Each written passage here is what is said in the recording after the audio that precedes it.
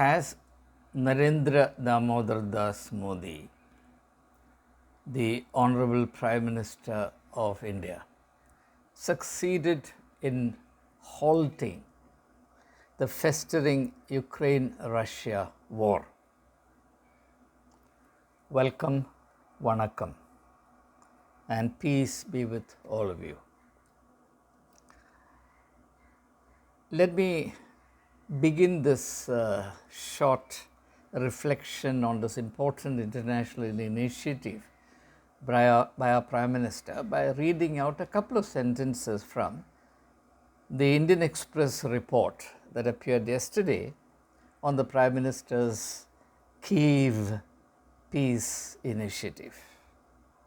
Because the substance of my reflection or thinking in this video would be substantially based on a certain suggestion contained in that opinion column statement. Let me read it out. As Prime Minister Narendra Modi embarked on the train journey from Warsaw to Kyiv, the words of Jesus in the Sermon on the Mount perhaps best captured his noble venture. Jesus said, "Blessed are the peacemakers, for they will be called the children of God."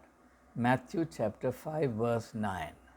I don't want to go read the rest of the report.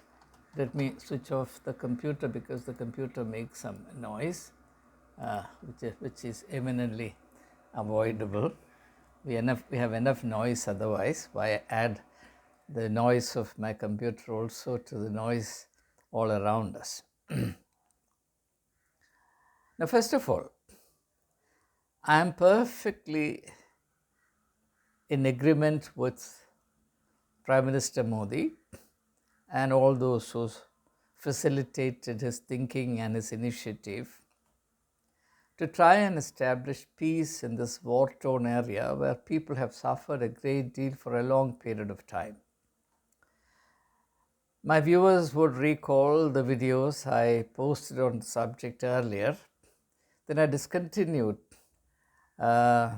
sharing videos on the subject because I began to be extremely disheartened at the way things are.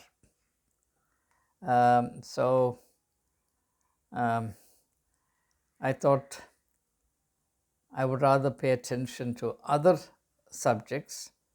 We dealt with the Gaza episode, we dealt with other subjects. It's not that I had forgotten the human tragedy brewing in this area, in this region.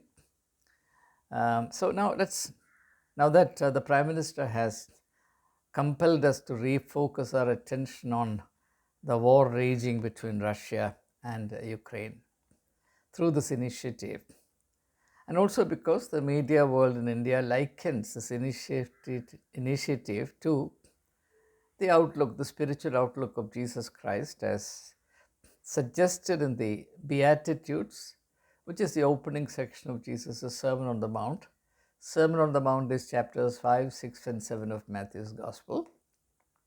You find the Beatitudes in the opening section of chapter 5 of Matthew's Gospel, and the section quoted in Indian Express, "Blessed are the peacemakers," that is in the Beatitudes, verse 9 of the 5th chapter of Matthew's Gospel. That is where it is.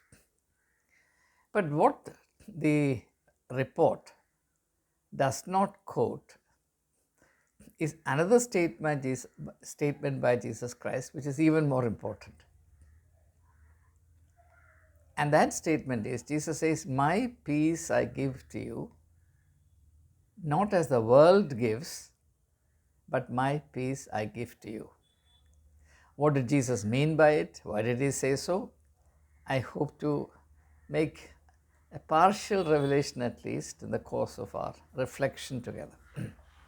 So, as I said at the beginning, I am fully one with Sri Narendra Modi in wanting that peace be re-established and life allowed to regain its normalcy in this much troubled region. But the question to raise is this, and that's the important question. The question is Sri Narendra Modi as a global leader, and is India as a nation in the Committee of Nations suited to or eligible to be a negotiator of peace or a respecter arbiter of peace? That's a question that we hope to consider. And in doing so, I plead with all my viewers to take leave at least for 20-25 minutes of the perennial sentimentality that cripples us in our thinking. Indians are by nature a very sentimental people. And our sentimentality prevents us from thinking objectively or thinking through the medium of truth. Yet another problem we have to be mindful of is that we have suddenly this kind of religious attitude to political leaders. I repeat, religious attitude to political leaders. We would like the political leader that we favor to be projected as the messiah of the world. The problem with this worshipping attitude to anyone, whether it is somebody in religion, somebody in politics, somebody in cricket, somebody in Bollywood, is that the worshipping attitude shuts our eyes, even without our knowing it, to the truth. Either you worship or you remain alert to the realities relevant to the particular issue. The moment you adopt a worshipping attitude to a person, you become blind to all his limitations and foibles, and you can see only that which is divine about him. There is a divine element about every human being. I'm not disputing that. But please understand that every human being, including myself, is an alloy, not a pure metal. We have two contrary elements mixed in us: good and evil, noble and mean, selfish and self-transcending. This is something quite obvious and quite well known. I don't have to give elaborate explanations for this.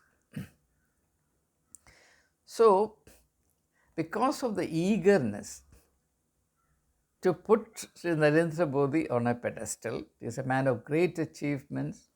He deserves to be admired, especially by his admirers.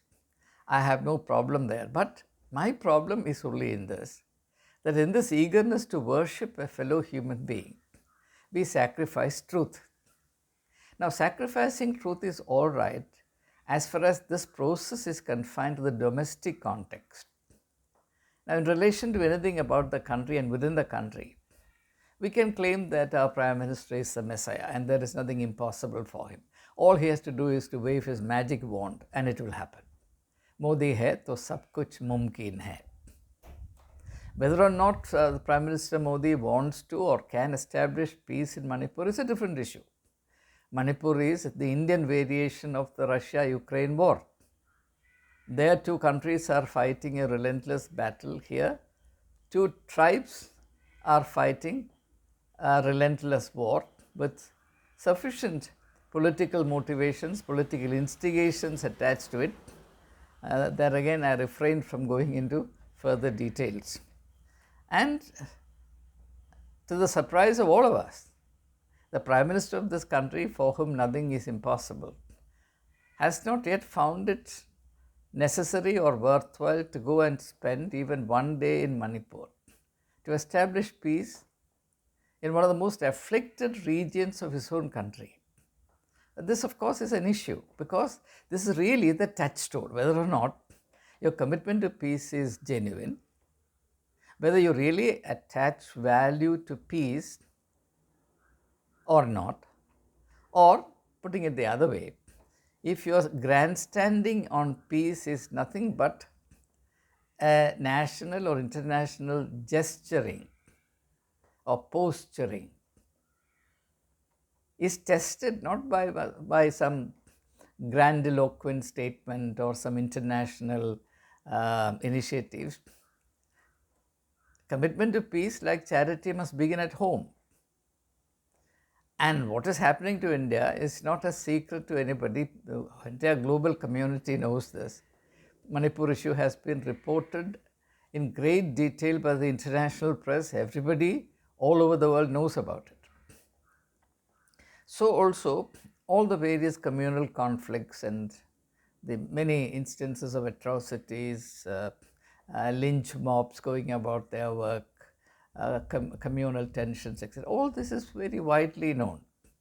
So we cannot, like the proverbial cat, shut our eyes as though these things don't exist and suddenly, because it suits our convenience or immediate interest, posture ourselves as the foremost peace adjudicators of the world. It's all right for Indians within India, but others who are not bound by our compulsions will not buy it. And not only that, Western cultures in particular are cultures that are far more truthful and far less hypocritical than we are. Now, if you want to understand it, all you have to do is to study the sexual behavior of Indians. Now, we are under the impression that sexually we are all very disciplined, while the West is sexually very loose and lax and immoral and all that. The fact is that West is more open and truthful about their sexual behavior. As Indians, we are very hypocritical about it. It's not that we are moral in our sexual conduct. We certainly are not. But if I say that Indians are just the same as any other people anywhere in the world, particularly in the West, in sexual matters, sexual conduct, I will be branded as somebody is disloyal to India, a kind of a person who can only see something bad about India, because the freedom to tell the truth is not available to us. So this is something that we need to keep in mind. First of all, avoid sentimentality. Secondly, please, for 20-25 minutes, keep the attitude of adoration out of this exercise, because as I said, the moment you adore somebody, you will never be able to see him as he really is, or see him within the framework of truth. Now let's proceed further. Before going to Kyiv, as all of us know, our Prime Minister visited Moscow. He embraced Putin. Whether his pronoun should be pronounced Putin or Putin, as the Americans pronounce, I don't know, you decide for yourself. For myself, I would simply stick to the less demanding pronunciation of Putin. Putin. Malayalam putta, put in, Putin. By the way, for the sake of non-Malayali viewers of mine, put is an item, a dish that Malayalis eat for breakfast. It's made of rice with a little bit of coconut interleaving it. Okay, so there it is.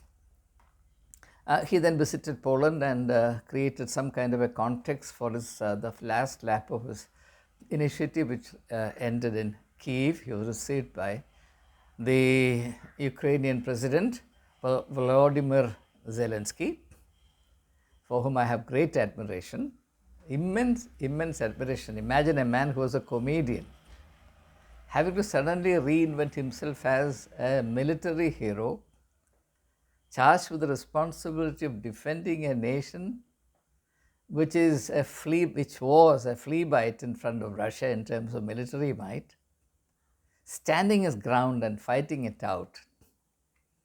I think it's a heroic story like nothing else in modern global history. And when I saw the two embrace each other, a lot of thoughts began to well up in my mind. I don't want to go into those thoughts, which are, they could be a little diversionary here. So when my Prime Minister reached there,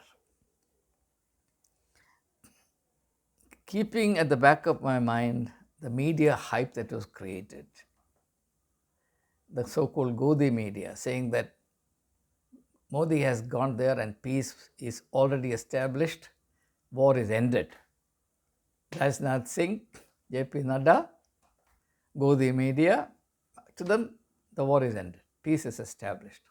And all that remains to be done is to nominate Sri Narendra Damodar Das Modi for the Nobel Prize for Peace for 2024. But what happened there? By the way, I know that the Congress party has taken a stand on this. For the Congress party, this is a matter of their political public gloating that the Prime Minister has suffered a setback. I don't share that view at all. It gives me no pleasure. I share nothing of the Congress party's pleasure in seeing the initiative of the Prime Minister collapse. That is not my interest. He is my Prime Minister. I am a Democrat. Whether I belong to his party or not, if a person is elected the Prime Minister of India, he is accepted, is holding charge of the country, then he is my Prime Minister. And his failure is also my failure. And therefore, I am undertaking this reflection as one who has failed in this mission to establish peace, the much needed peace in this war-torn area. I sincerely wish the Prime Minister had succeeded in this mission, but I knew quite clearly that he would not succeed. And that's the reason, that's what I want to explain. The logic of that apprehension is the only thing I want to share with you. Why did I feel that this was a mission doomed to fail? Now, in order to understand this, let me now take up the second reference to Jesus' saying that I made, in addition to the reference to Jesus' teaching by the article in the Indian Express, where Jesus says, "My peace I give to you, not as the world gives, but my peace I give to you." Now, Jesus makes a clear distinction between two approaches to peacemaking. First of all, he says, "Blessed are the peacemakers, for they shall be called the children of God." Look at the great recognition given to peacemakers. History has seen warmongers, people who can produce war out of nothing. They're experts. But history has seen very few peacemakers. And therefore, Jesus says, "Blessed are the peacemakers," because it's not a small vocation. It's not an easy thing to do. It takes the ultimate in spiritual stature and discipline to be a negotiator of peace, to be a peacemaker. And then he says, "Not as the world gives." So there are two different approaches to peacemaking. One is the worldly approach. The worldly approach will always collapse. The worldly approach will never succeed in establishing enduring peace, because whether you like it or not, history tells us in the last 5,000 years, every effort at establishing peace was tainted with selfish interests. When people really plunged into peacemaking, it was not necessarily because they were committed to peace or the peaceful way of culture, the culture of peace, etc., etc. They became peacemakers because they got tired of fighting, and war had created enough devastation beyond which it was impossible to go, impossible to endure. And the craving for peace was not an interest in peace per se, but a mark of getting extremely and unbearably tired with warmongering and war-making. So being tired of, being exhausted with war-making is not the same as peacemaking. This is a terrible misconception that prevails in the world, and you see that right through the history of our species. And therefore, for all the great talk about peacemaking and the importance of peacemaking, and peace is important for development, etc., peace and prosperity and war making cannot go together. Peace is a precondition for prosperity. All this rhetoric goes on. But what has happened? The history of humankind is nothing but the history of war making. Even today it is so. If Putin wants to showcase his importance, his skill, he cannot preach peace. He has to show flex his military muscles. And that's what he has done. America does the same thing. Any country, even a small group, if it has the ability to flex its muscles, it will do.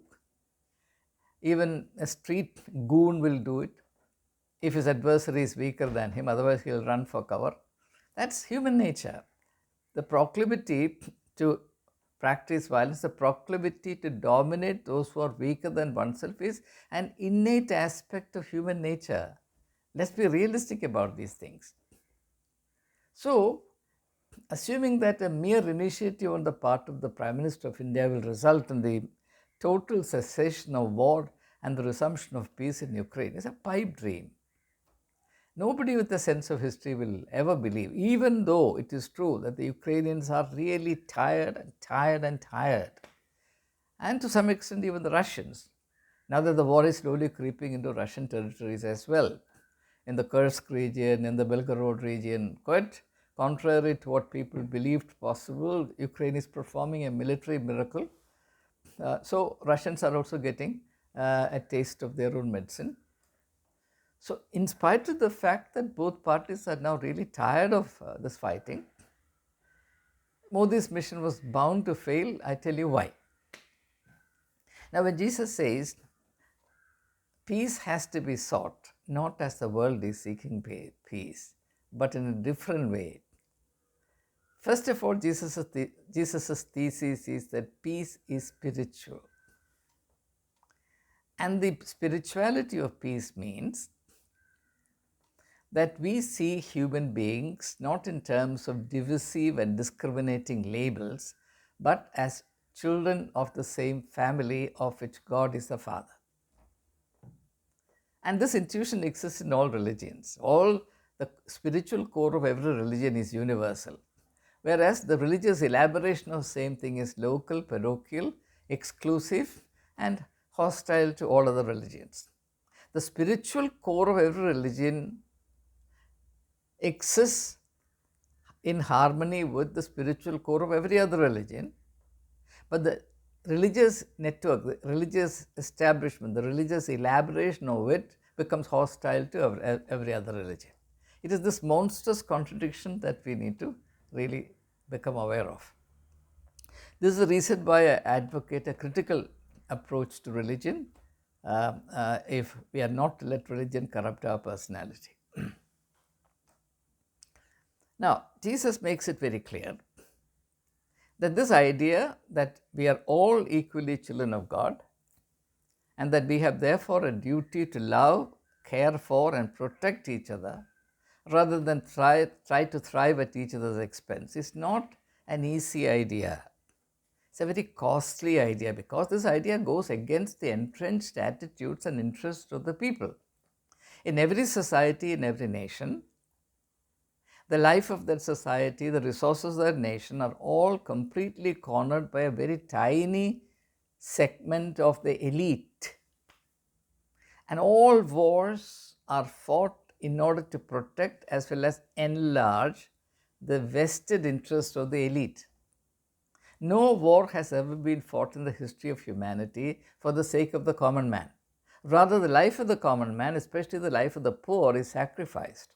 Presumably in the name of, great patriotism, fervor for the country to defend the territorial integrity and sovereignty of the country, so on and so forth. But hidden from public eye, the reality is that is nothing but the enterprise aimed at enlarging the interests of a tiny set of people, the elite, who alone stand to gain from warmongering and war making. And you will see that every war in history has resulted in the devastation of the common man, the poor man, and the enlargement of the economic interests of the elite class. This is the truth of history. If Putin had the slightest feeling that his life would be in danger if he were to go into Ukraine, he would not have ventured.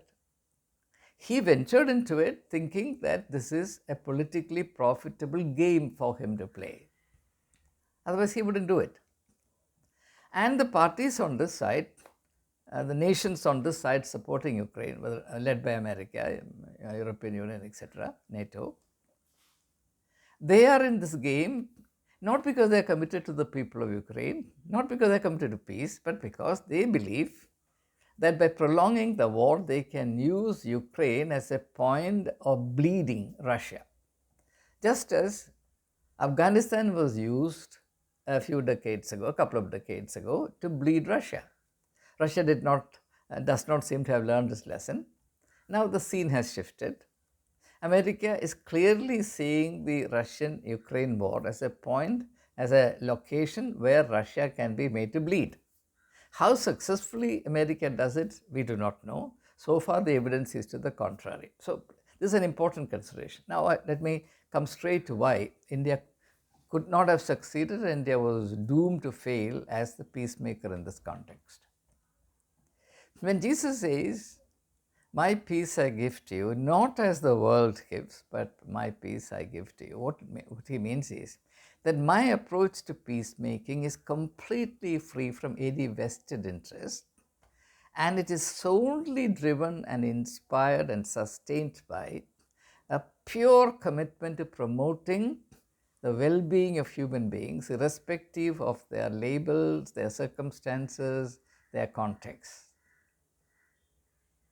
My commitment to peace issues from my conviction that human life is the ultimate value, in relation to which gaining a piece of territory is nothing. It's a self-insult. The more territory that you snatch from other people, the poorer that you are, because you're a thief. You're a thief of territory. That's a spiritual vision. Now, India compromised its eligibility to be a peace negotiator or adjudicator of peace in the Russia-Ukraine war the day India decided to enter into clandestine oil deals with Russia, breaking the international restrictions, bans imposed on Russia in order to curtail the Russian war-making capability. We know that war is a very expensive game, and so long as the economy of a country sustains the war effort, that country will not be in any kind of urgency or even a mood to turn in the direction of peace. So in one sense, through our clandestine, not really clandestine, it was out in the open, dealings with Russia in oil, we were financing the Russia-Ukraine war. We were making it easier for Putin to continue. That was then publicly displayed by the hug, the effusive hug between Putin and our Prime Minister. That is a lingering image in the international mind. I'm not justifying the other party. But it is quite obvious that by doing so, India had economically aligned itself with Russia, one of the aggressors, in fact, the aggressor in this context, no doubt about it. It was Russia who went and attacked Ukraine. Russia can justify its actions in whichever way it wants, but the fact is, literally, it was Russia that moved into Ukraine in order to capture Kyiv, the capital. The idea was to overthrow the legitimate government there and to establish a puppet government, as in the adjoining country. So, India became a partisan player, and therefore, there is a huge stain on the forehead of the Prime Minister when he goes there as peace initiative, and that stain is what's called conflict of interest. India was disabled or rendered ineligible to be an arbiter of peace because of conflict of interest. We have huge economic interests aligning to Russia. Therefore, we cannot be a neutral player. And therefore, when we plunge into or then we assume this role of peacemaker in this context, nobody will take us seriously. Certainly not the Ukrainians, certainly not Vladimir Zelensky. He can only, and I can't blame him at all, he can only see India as partisan to Russia. He can only see Russia as Narendra Modi as an agent of Putin. Now you put yourself in Zelensky's shoes. Suppose the war is happening between India and Pakistan. Bangladesh is supporting Pakistan in all the war efforts. And then at a certain moment, Bangladesh comes and says, I will negotiate peace between the two of you. You would say, get lost. Who are you? You are tainted. You're not acceptable. You're not a neutral player. India is not a neutral player, and it is dishonest on our part to say that we are a neutral player. Now, before I close, why did India compromise its stature? We did so in order to promote the interests of a few industrialists. Russian oil was bought very cheap. We paid only 50% of the market price. But that advantage was not passed on to the Indian consumer. All that money went into the favorite friends of the Prime Minister's pocket. So it was out and out vested interests at play. It was for the sake of the buddies of the Prime Minister that the stature, international stature of India was compromised. And then one fine morning, this reality is forgotten, erased, deleted, and you present yourself as the arbiter of peace, the foremost arbiter of peace. You only have to step into the Ukrainian soil for war to stop and peace to be re-established. Now, it doesn't work like this. You have to live in a fool's paradise to believe that your initiative for peace will be welcomed. At any rate, as I said,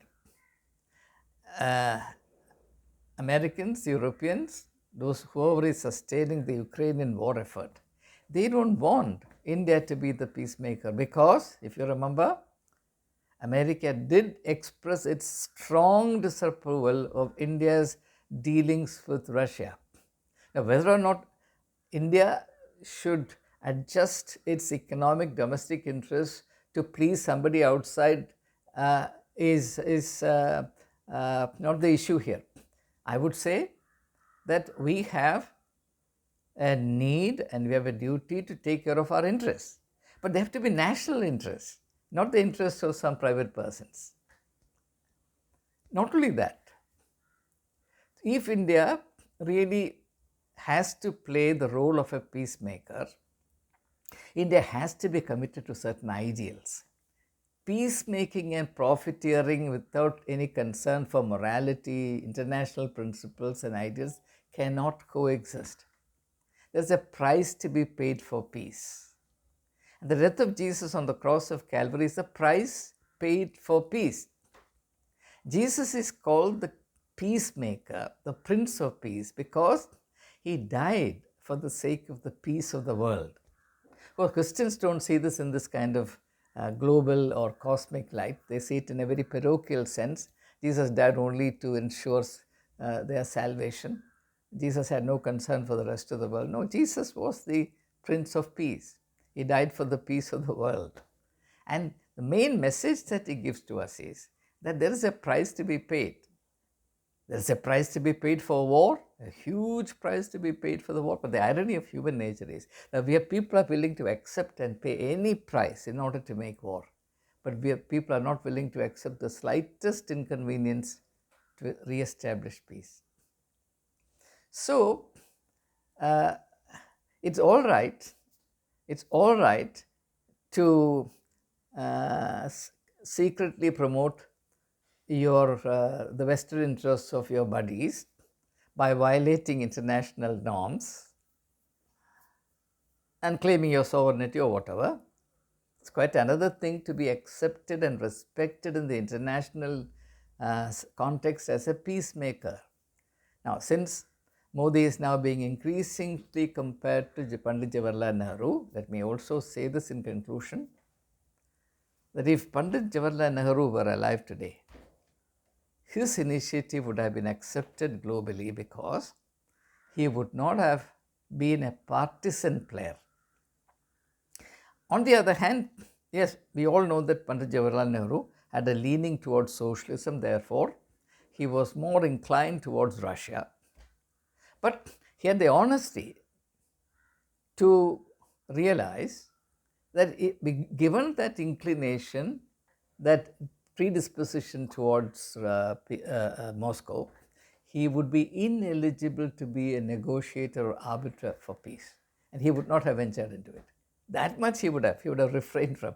Why did Jawaharlal Nehru with Abdul Gamal Nasser and others form the non-alignment movement? Because he realized that to be an arbiter for peace in the global context, one has to be non-aligned.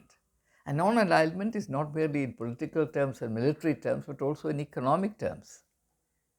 You cannot sell yourself out to the economic interest of one of the two warring forces and then negotiate peace between the two. It simply cannot be done. Even a school child would have told you it cannot be done. No one will accept you as a disinterested, trustworthy player in this game. So I'm not at all surprised that this enterprise has come to nothing at all. It was doomed to fail even before it started. But because it is quite fashionable now to sing the praise of the Prime Minister in everything that he does and to adore him, to look at him with eyes widening with adoration, which therefore makes it impious to say anything truthful about the ground realities, we all were made to believe, a great deal of excitement was drummed up, that Modi had to merely land in Ukraine for war to stop. And according to a couple of ministers, it stopped altogether. Peace is established. And of course, you would also recall a particular speech by the Prime Minister. Let me see if I can get it, and I'll close on that.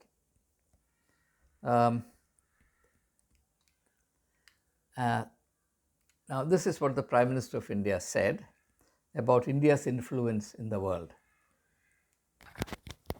Russia और Ukraine के बीच लड़ाई चल रही थी।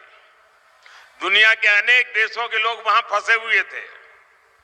वो वहां से बाहर निकलना चाहते थे और वहां एक ही पासपोर्ट चलता था।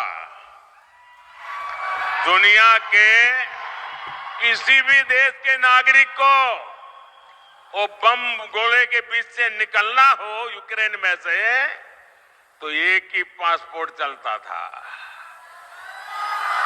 और वो पासपोर्ट था मेरे देश का तिरंगा झंडा।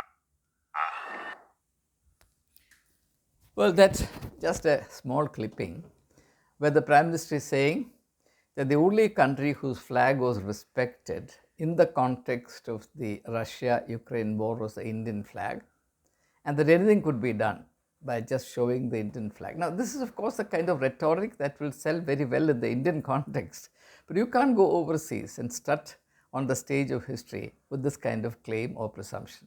This simply is not true. Propaganda can take you only up to a point, after which you come to a grinding halt, and this is a good example. But my interest is this: we should learn our lesson from this experience. Actually, though it's painful to have to say this, I might as well state it.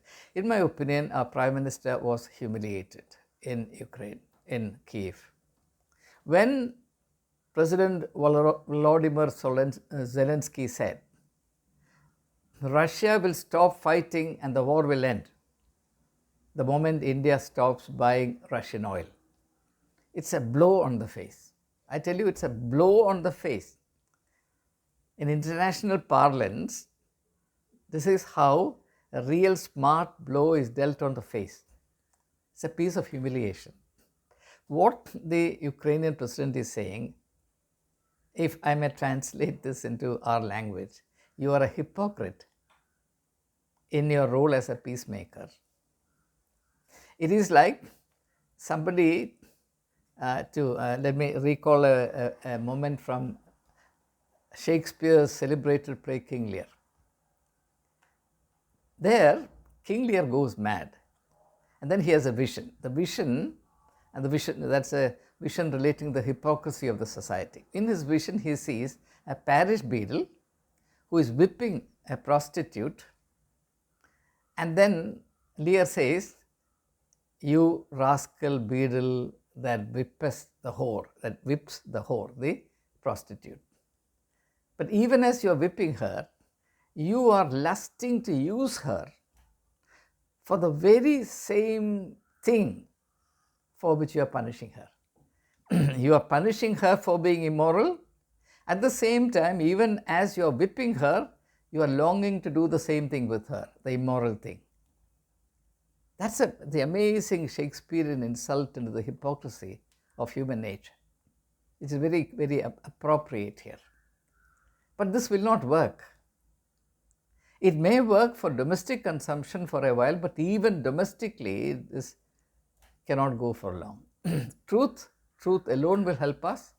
And it's high time, and this is a good opportunity for us to reflect on and accept this reality that post-truth politics is a very, very miserable, pathetic, cheap thing.